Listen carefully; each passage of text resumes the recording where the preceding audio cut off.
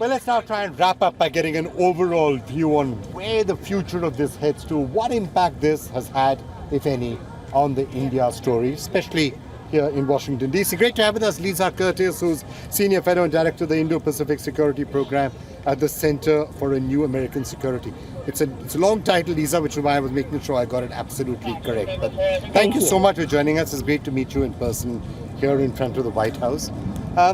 Now that we've had some time to think about the aftermath of these accusations that were made by Justin Trudeau, what is your sense of how it's all panning out? Well, I think already the allegations have started to die down. And I think that, while the Biden administration took these very seriously, Canada is an ally of the United States, India, a very important partner for the United States. The U.S. did take these allegations seriously, but I think over the long run, I don't think that this issue will disrupt the U.S.-India relationship. I think the Biden administration has invested far too much in this relationship. You look at the successful state visit that happened just a few months ago. And it's not right just here. the Biden administration, by the way. It was also Trump before that, Obama before that, Bush before that. So it's been many administrations doing it. Well, I think that's right. I think the U.S. has invested a tremendous amount over, Republican and Democratic administrations over the last 20 years. But even particularly what we've seen in the last 6 months, with the state visit, with the very productive meeting between President Biden and Prime Minister Modi at the G20. We've heard numerous times President Biden refer to the relationship with India as the most important in the 21st century. Just last night, I heard the White House Indo-Pacific Coordinator, Kurt Campbell, again talk about India being the most important relationship for the United States. And look, maybe 6-7 years ago, the allegations might have had more reverberations within the U.S. system.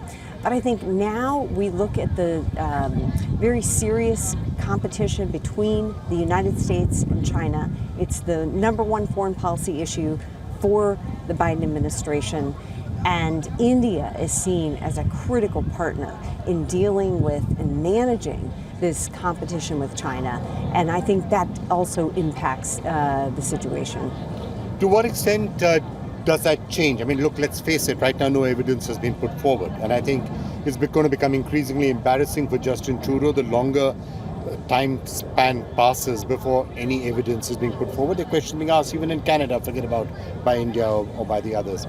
If there is any actual evidence that comes out, then does that change the dynamics? Well, I don't think it's embarrassing for Justin Trudeau, let me just say that.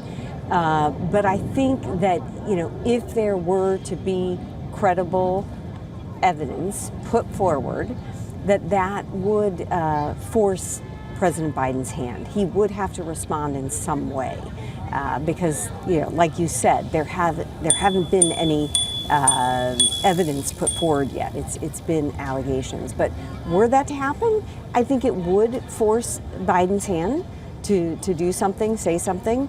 But again, even so, I think in the long run, this issue won't disrupt the sort of broad trajectory of the U.S.-India relationship. I think it will weather this storm.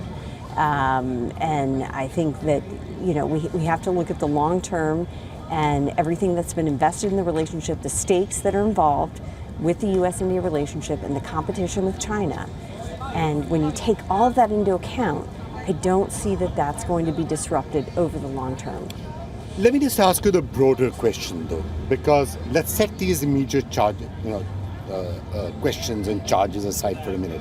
On the broader question of what a rules-based order should look like, what should international security look like? And I was saying this earlier in the program as well. There are revisionist powers who say we should not have any of this, China, of course, maybe Russia. But if there is to be a rules-based order, I think the question that many in India are asking now is, how does that apply for everybody? How do you have a rules-based order? You can say don't assassinate a citizen in a friendly country. Fair enough.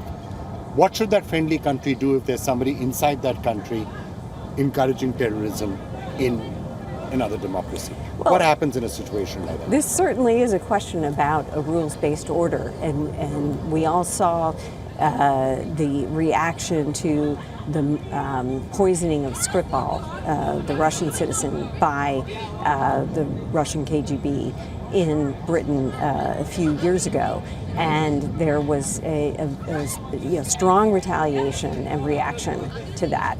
So this certainly, does involve questions of a rules-based order and rule of law. But the cases are not exactly comparable, because it's not as if Russia had been asking Britain to act against terrorism, or Skripal was involved in terrorist activities or encouraging terrorist activities. So there would be people in India who would say the comparison should be more with what happened in the Middle East, for example, or against terror groups in the Middle East. Well, I don't want to get into specifics. This debate has been going on for a while. Yeah. I don't want to get into specifics, but this is a Canadian citizen on Canadian territory. We certainly cannot have citizens being killed within their territory. It's just not something that would support a rules-based order.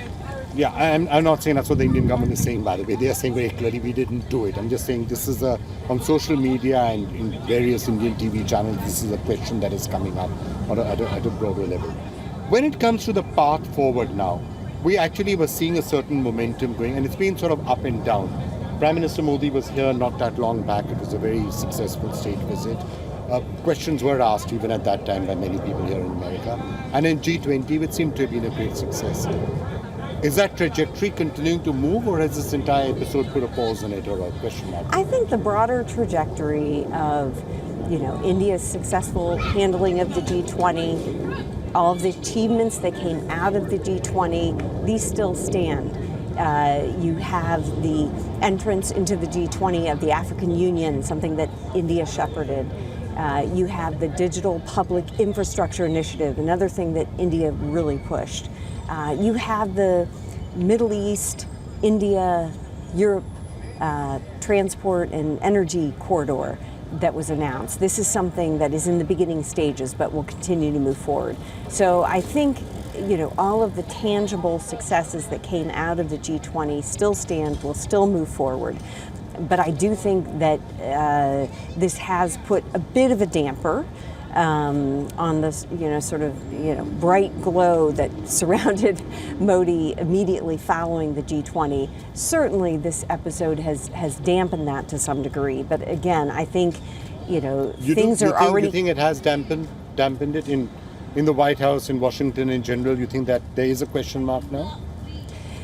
No, I think what I'm saying is that the halo's gone a little bit. The halo's gone a little bit, but the investment in the long-term strategic relationship is still there. That is not changing. None of the fundamentals of the U.S.-India relationship have changed. And are not likely to change unless China suddenly starts behaving itself or changes itself dramatically. Well, I don't even think that will change the fundamental relationship. I don't think I'm saying that. I think the U.S.-India relationship has been growing over the last 20 years. Look, most of my career has been invested in growing this relationship. It's been happening over a long period of time. A lot of it has to do with the economics, the people-to-people ties, and the overall convergence of long-term strategic interests of the two countries. Yeah. So even if China were to start behaving and, as you say, or become a responsible stakeholder in the international order, I think the U.S.-India relationship would still be fundamentally important and would continue to grow. All right, and would that survive irrespective of who's going to be here a year and a half from now, you think? Of course. Yeah. Irrespective of that. U.S. democracy is strong and is moving on, and we'll continue to be a strong democracy. Lisa Curtis, thank you so much. Thank you.